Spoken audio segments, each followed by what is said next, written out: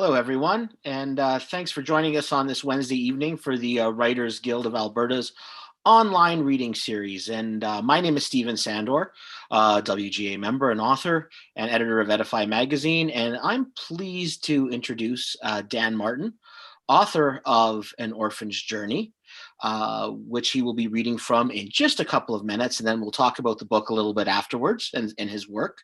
But just to give you an idea, Dan is, this is, I believe, his fourth book. He is a semi-retired psychotherapist who lives here in Edmonton. I'll ask him a little bit later about what semi-retired means. He's also got a lot of experience with the wilderness and the wild, and he grew up from a family of guides and outfitters in northern Alberta, and he's a former licensed game guide himself. So pretty wide range of interests from psychotherapy to the outdoors. And he's also worked, and some of his books take from the fact that he has worked as a psychotherapist, counseling some male offenders, children who've been victims of abuse, psychopathic personalities, as well as, ordinary people who are dealing with things like depression and or life adjustment problems. As I said, he's independently published 4 novels, a couple of short stories, and he's working on a 5th novel, Taming Spirit. If you want to learn more about him after we've done this chat, danmartinbooks.com. danmartinbooks.com is the best place to find out about him. And just before I let Dan take it away, Online Book Club just reviewed An Orphan's Journey, and I'm just going to quote this. It says, "This plot is exciting, and each character played their roles perfectly. I gave the book 4 out of 4 stars." Now, you're not here to see me. You're here to listen to Dan. So I'll let him take it away from here. Okay, well, Jason, thank you very, very much for that warm and gracious introduction. I hope that you can still hear me. Before I get into the reading, I would just like to quickly mention that there's 2 protagonists in my book.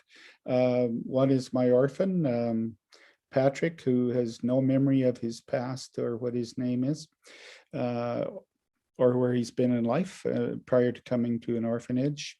My other protagonist is Jesse, who's a psychiatric social worker, recently graduated from McGill University, and in Edmonton with the Children's Aid Society on his first assignment, and the book is set in the early 1950s. So with that, I'd like to start the reading. I'll start right out with chapter 1, Patrick. I woke up from a deep sleep to find my shelter being ripped apart. Nails were shrieking beside me, tearing through boards that I had pounded in place. The side of my dwelling crashed to the ground as a blast of sunlight came through the darkness, blinding me. The shadow of a man's head broke through the opening. He spoke with an official voice.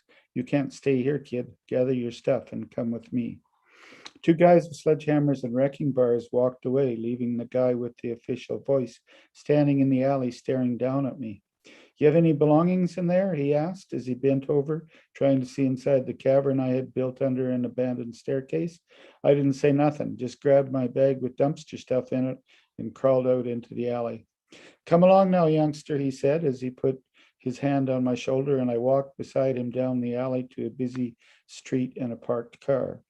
He opened the passenger door, pulled the seat forward, and I crawled into the back. He didn't say nothing else, just slammed the door, turned onto the street, and sped away from all the downtown noise. I had no idea where he was going, and I didn't feel awake yet, so I laid my head back against the seat and closed my eyes. I felt the terrible mystery coming over me again. I searched the darkness inside my brain, trying to move back, to remember where it came from, to make sense of things that entered my brain for barely a second and were gone. Far away there were voices that always seemed familiar, and I listened, but I couldn't make them out, who they were or what they were saying, and a terrible loneliness would follow. Smells came too sometimes, like something dead or warm blood inside my nostrils, but there was nothing else. I'd get images coming into my head of men arguing, knives slashing at people, but I felt nothing, no fear or anything. Sometimes there were no pictures in my mind at all, just a terrible panic feeling that came out of nowhere, grabbed me in a tight grip, froze my brain shut, and sent my heart pounding and sweat breaking out all over me for no reason that I could think of or remember. Finally, the panic waves would stop, and a blackness came through that drove away the terror. Then nothing else would come for a very long time, and life would seem just normal again. I always found food to eat that people threw away, especially back alley dumpsters behind downtown restaurants. Other people showed up to eat too.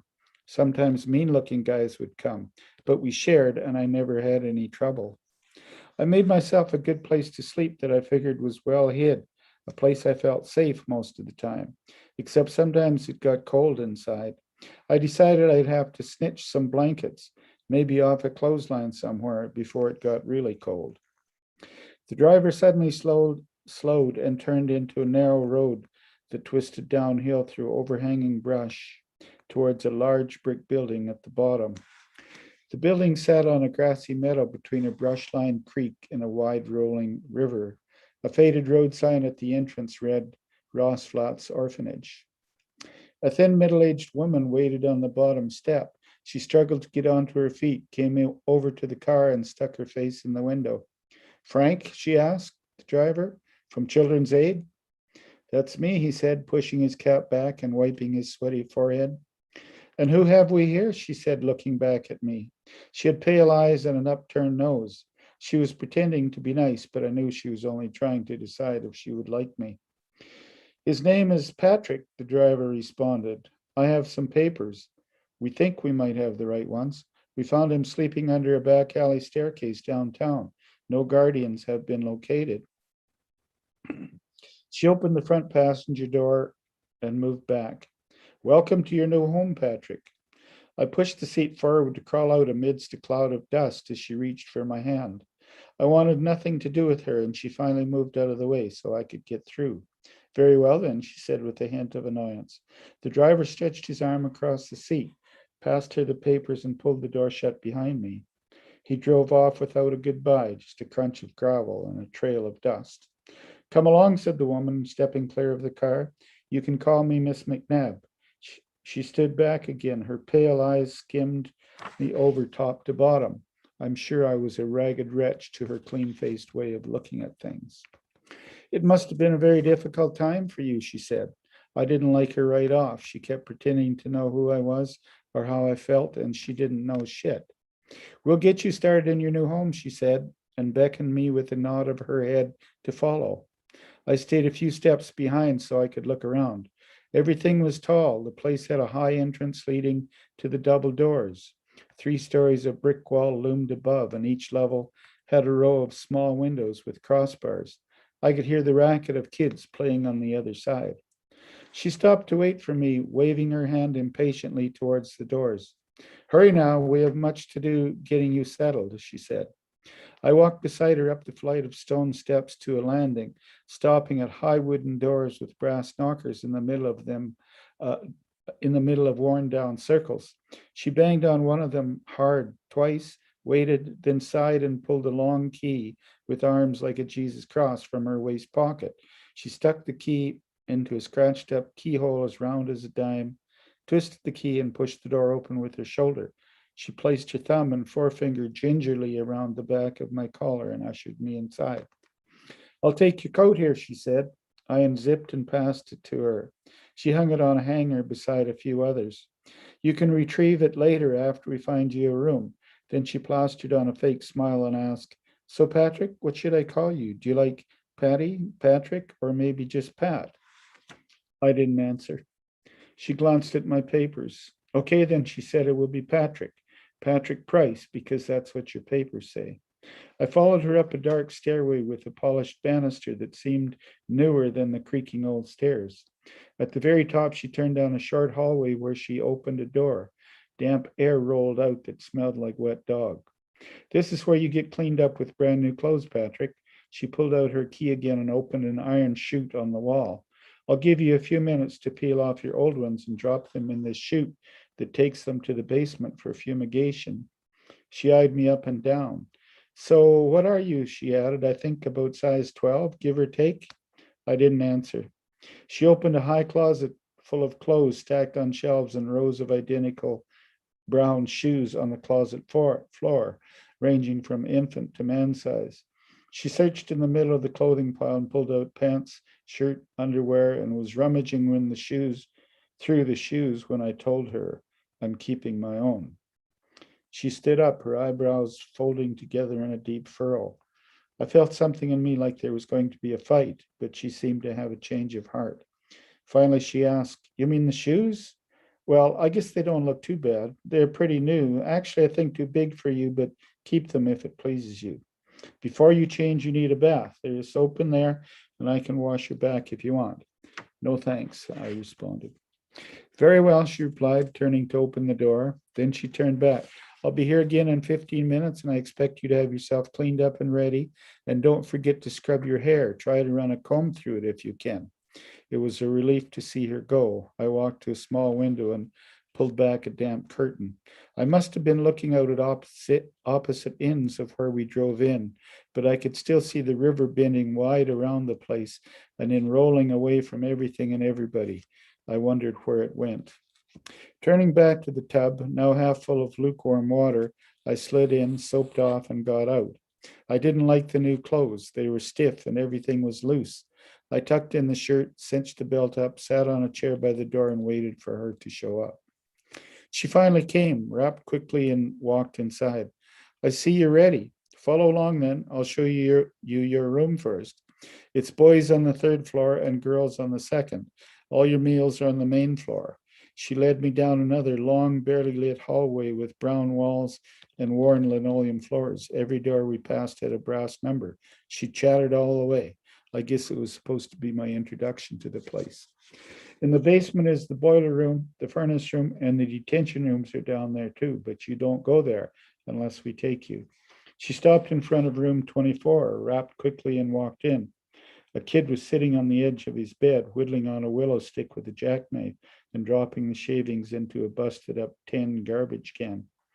"David, this is Patrick. He will be sharing the room with you since Eugene found a new mommy and daddy." David didn't look up. He just whittled harder on the stick. "Now, David, you're not supposed to have that, remember? I already took it away once." She stuck out her hand. David folded the blade back inside the jackknife and passed it to her without looking up.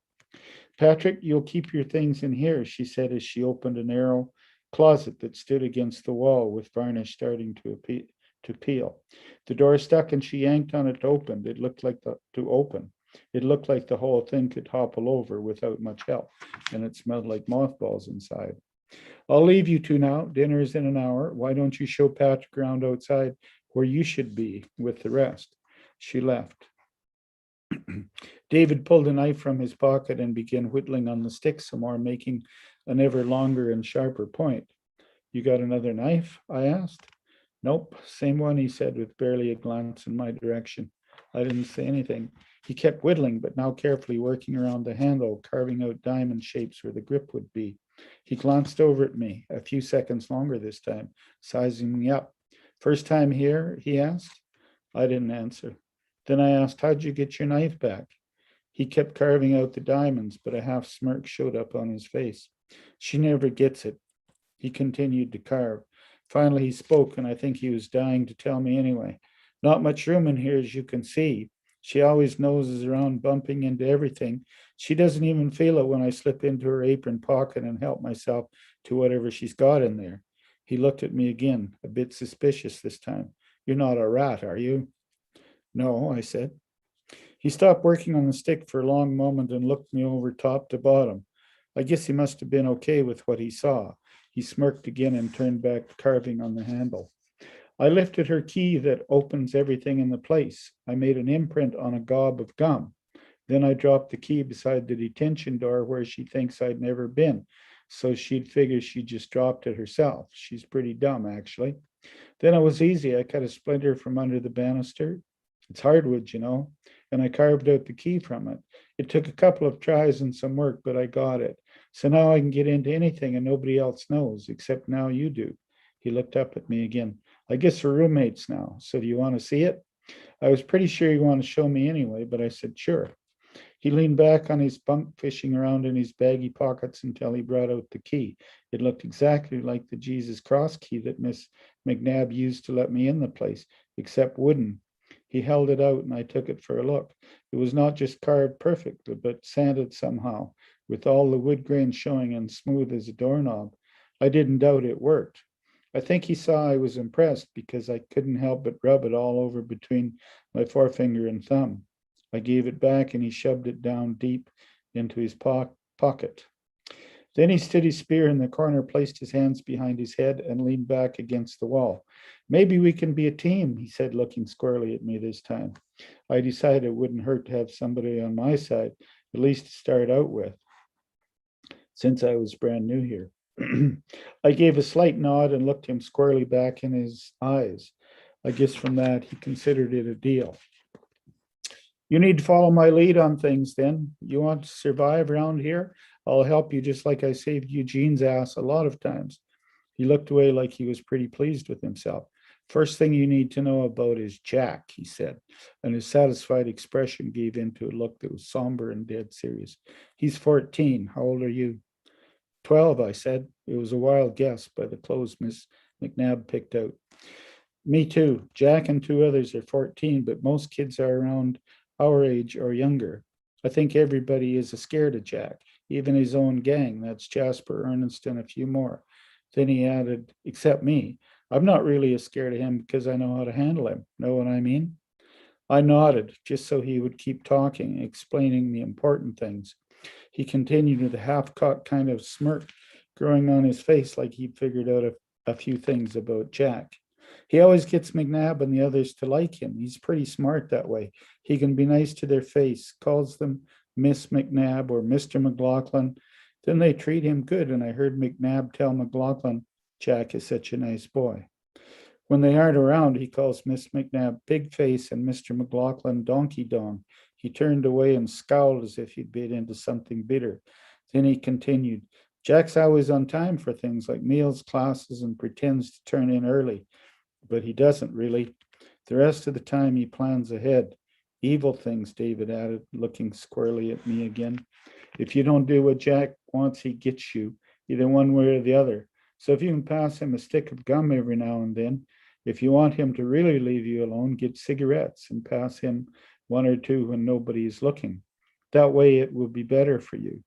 Get on the bad side of Jack and you'll regret it. David said it in a tough guy kind of way, like as if for a few seconds he was Jack. So that's I'll end there. I believe that's about my time up. Okay. All right. So we're back. We'll have a Q&A portion, and we'll also be looking out for questions from the audience.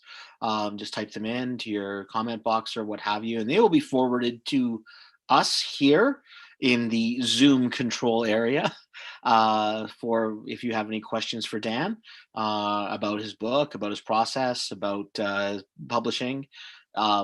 Yeah, I'd be happy to have you, but I'll get it started by asking some questions about the book. And I guess the first thing is you talk about Ross Flat's Orphanage and it being a spot in Edmonton. And I was thinking about setting a book in 1952, I believe this book is set in, or early 1950s. And why did you choose to go there? And how much research or how much knowledge did you have of the orphanage and what went on there? Oh, okay. Well, I like the question. If I can just show you the cover of my book. Incidentally, my book was designed for me by a man named Istvan Kadar, because I think he does great work. Incidentally, I love this kid. He's a model and an actor, and he sent me a number of pictures for my cover, and I thought he pinned my kid perfectly with his picture. But I meant to describe something about the picture here, which is actually a picture of the Ross Flats Orphanage, which is a historic site in Edmonton. It's currently a senior's apartment, and I have, as it turns out, I have a bit of a personal connection with the orphanage. I found out much later in life that I had an aunt that none of us knew about, and she kind of discovered us from a rather prolific grandfather, I suppose, who left a lot of children behind. And as a little girl, she grew up in this orphanage until she was a few years old and was adopted, and she now lives in California. So interestingly, I found the place. As I mentioned, it's now a historic site and a senior's apartment, and I knocked on the door.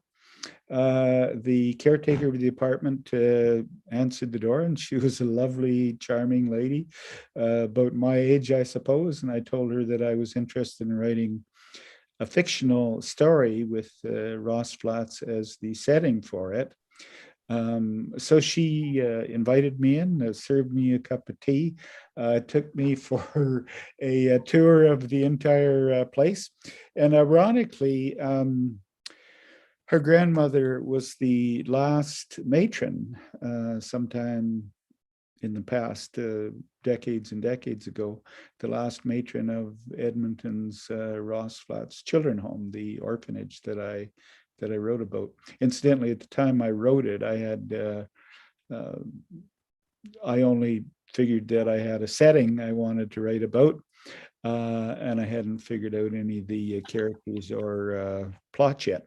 And incidentally, none of the characters or plots or events in my book are related to the Ross Flats orphanage. They're completely fictional. Right, right. Now, I know that in your bio it says you're a semi-retired psychotherapist, but obviously that's always dangerous. I guess we're all semi-retired in some way. I mean, uh, from something that we've studied or loved or brought up in. Um, Obviously, in this book, without giving too much away, there's a journey here for your protagonist Patrick. Um, and he goes through these processes to try to discover more about himself. And I'll leave it there because I don't want to give too much away. But I find that sometimes as a writer, when you're an expert in a field, it can be difficult because you know this field really well, right? Like you've got all the book learning, you have all the practical learning, but sometimes you know it so well that sometimes it's a little bit hard to pass that on, like to connect with the reader. Yeah. Did you how difficult is that when you feel like, okay, this is a field I know really well. Now I've got to share the story, but I understand there's people who are going to pick up this book who know absolutely nothing about what I'm talking about. Yeah, you know what? I really appreciate that question because actually I think it the bit a bit the opposite was true for me. Um, Frankly, I often find that the psychotherapist in movies and books is often portrayed as simply a stoic kind of fellow that asks closed questions or leading questions or interferes with the stories of his own life. Um, so I welcome the opportunity to put on my therapy hat in writing this book. In my opinion, I made the sessions interesting, and I think they reflected more some of the real strategies that go into being a therapist. Certainly, a good therapy session should feel like just a conversation, but with the training, there's a lot more in-depth things that we try to get after. So to answer your question, I had a blast writing the therapy sessions in the book because, in my opinion, at least, my psychiatric social worker doesn't sound like a dummy, is often how some psychotherapists are portrayed. Um, there's hypnosis in the book. Have you used hypnosis in the past? Yeah, I did.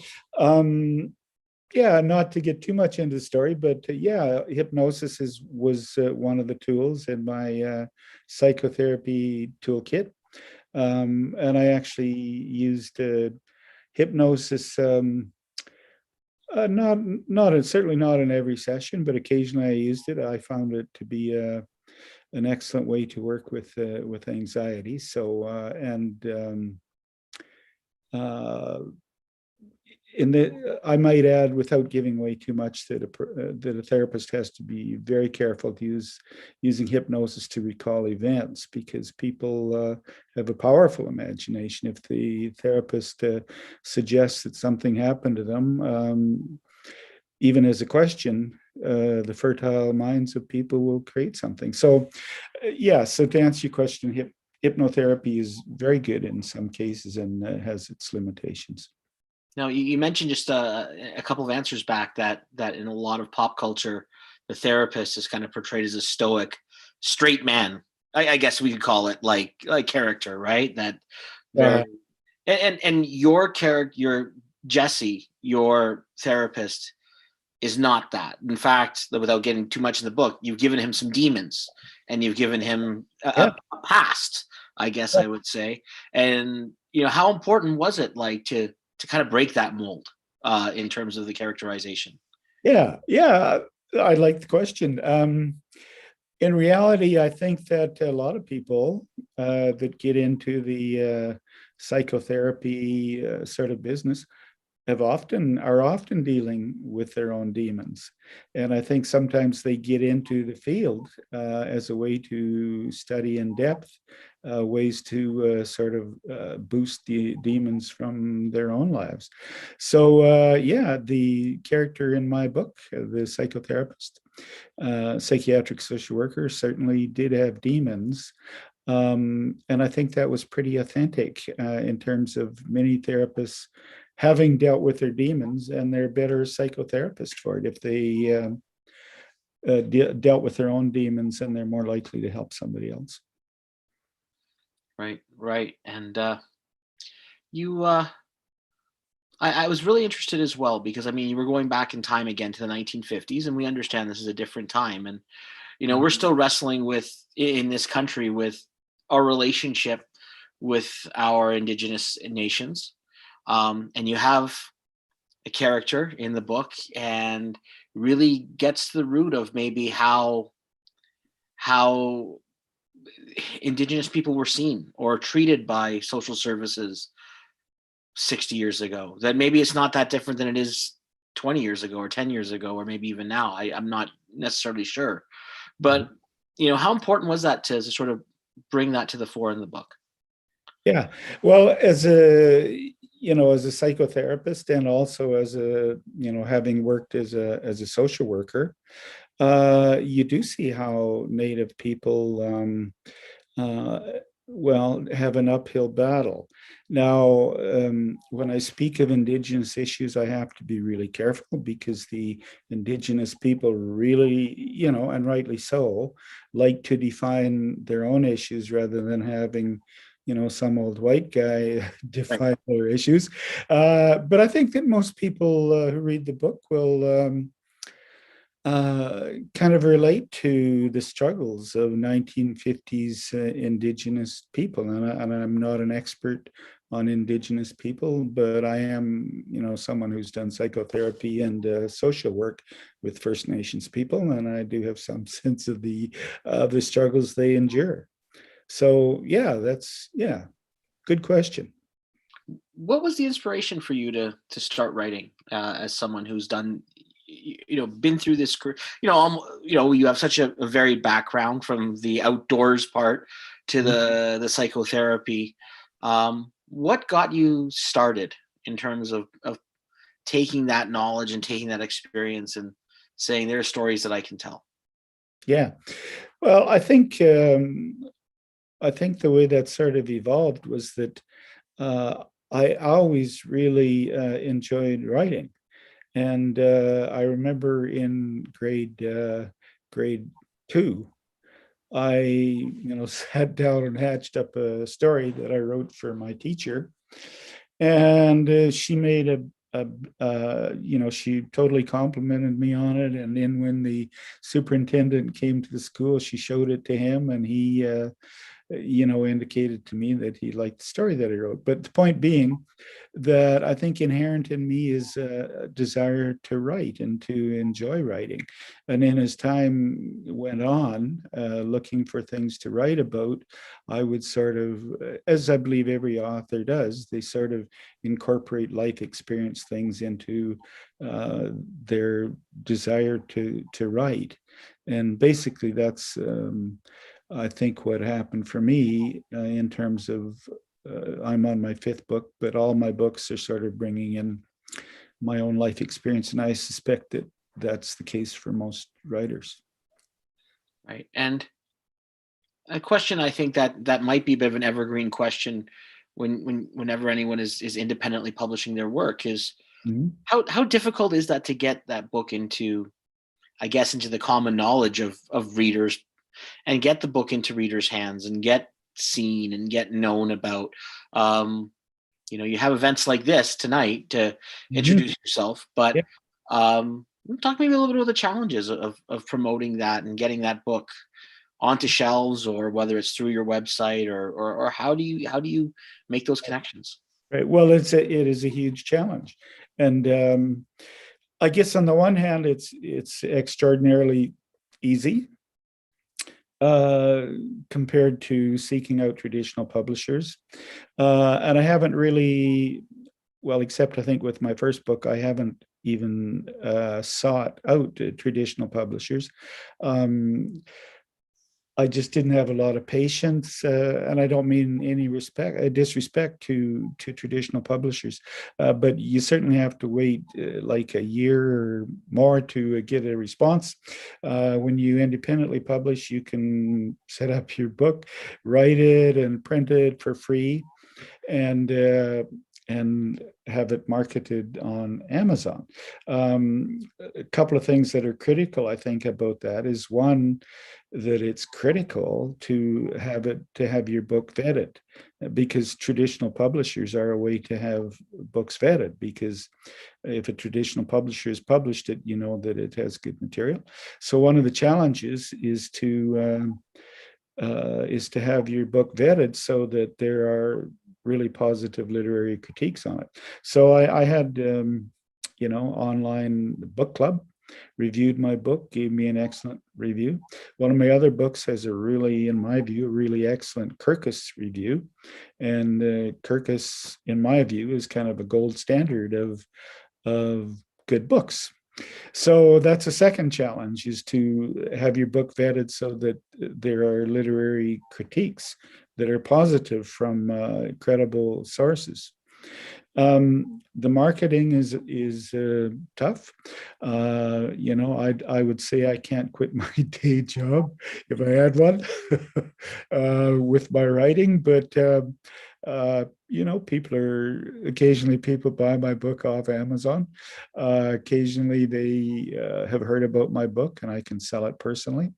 So I just have to say, again, yeah, like, I like the question, because there's a good part to independent publishing, and there's some big hurdles to jump. Yeah, and I mean, but even getting reviewed in Kirkus as an independent book is pretty good, because I think a lot of independent writers struggle to even find the chance to get their books reviewed or talked about. Is there a lot of getting in editors' faces, and is there a lot of pounding the pavement? Are you going to bookstores and trying to say, hey, to each one, saying, will you carry X amount of copies? Here I am. Yeah, and Yeah.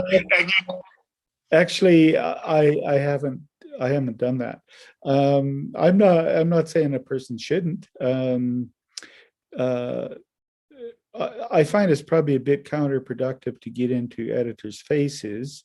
I think they don't particularly like writers getting too aggressive with them. But certainly, I could do a lot more in terms of approaching retail stores and getting my books on their shelves. I could do more with that. The local libraries have indicated that they would be probably willing to book place my books in their library, but there's a process for it that I haven't gone through yet. So yeah, there is benefit to pounding the pavement. I just haven't done that part. We've talked a lot about an orphan's journey, but I know you said you're working on book number 5.